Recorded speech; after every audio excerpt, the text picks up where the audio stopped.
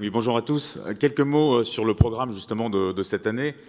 Que signifie concrètement replacer l'humain dans la cybersécurité? L'humain dans la cybersécurité, c'est tout d'abord l'utilisateur. Et aujourd'hui, il faut clairement réconcilier la sécurité et l'expérience utilisateur. On a en effet un écart qui se creuse entre les usages du numérique et les fonctionnalités de sécurité. Et j'en veux pour preuve les 150 comptes et mots de passe que chaque utilisateur doit maîtriser dans sa vie numérique, ce qui est évidemment tout à fait impossible. Et ce thème sera celui de notre première séance plénière juste après l'ouverture. L'humain dans la cybersécurité, c'est également la victime, qu'elle soit entreprise ou particulier. Alors bien sûr, cette victime, elle est souvent complice, par erreur, par négligence, de ses propres turpitudes. On sait que le facteur humain joue dans 90% des attaques. Mais que la victime soit fautive ou non, c'est évidemment une victime qu'il faut prendre en compte, puisque les impacts sont lourds, impact psychologique, impact financier, impact en termes d'image de marque. Et de ce point de vue-là, l'année 2019 a montré un certain nombre de tendances lourdes, avec par exemple le développement des attaques en ransomware, avec des entreprises comme Norsk Hydro, comme Eurofins, qui ont accumulé des millions de pertes suite à ce type d'attaque. Mais ce sont aussi les collectivités locales de plus en plus visées. Alors ces victimes, évidemment, il faut les déculpabiliser, les considérer, les sensibiliser, les entraîner. Et ce sera aussi l'une des thématiques majeures du forum. Et en miroir de la victime, l'humain, c'est bien sûr aussi les attaquants. Et pour mieux se défendre, il faut plus que jamais se mettre dans la peau des attaquants. Et au plan technique, on verra pendant ce forum que le red teaming, le bug bounty seront mis à l'honneur comme des pratiques qui se développent. Mais il faut aussi, au plan psychologique, mieux comprendre les technologies d'ingénierie sociale, les abus de confiance version numérique qui se développent. Et ce sera l'objectif d'une troisième plénière que nous avons intitulée « Hack-moi si tu peux ». L'humain dans la cybersécurité, c'est bien sûr le défenseur. Et je dirais que la communauté des défenseurs est aujourd'hui réunie.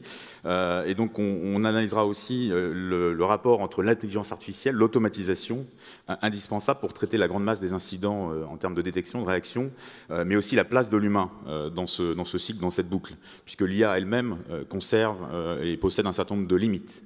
Il faut donc continuer à investir dans le capital humain et renforcer encore l'attractivité de notre filière pour y attirer de nombreux talents. Et ce sera le sujet de notre seconde séance plénière. L'humain dans la cybersécurité, c'est enfin le citoyen. On voit bien que l'explosion du numérique a induit un certain nombre de déséquilibres, qui sont des déséquilibres industriels, fiscaux, juridiques, politiques, et que ces déséquilibres appellent aujourd'hui un certain nombre de politiques publiques fortes.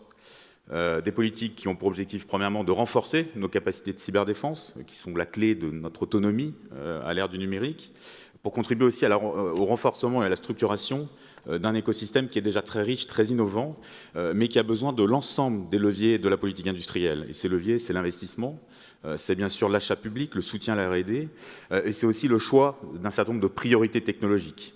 Et ce sera le sujet de notre quatrième séance plénière. Et je dirais que pendant que certains exportent et développent des patates connectées à Las Vegas, il faut ici, aujourd'hui en Europe, réfléchir à un certain nombre de deep tech dont la cybersécurité fait bien évidemment partie.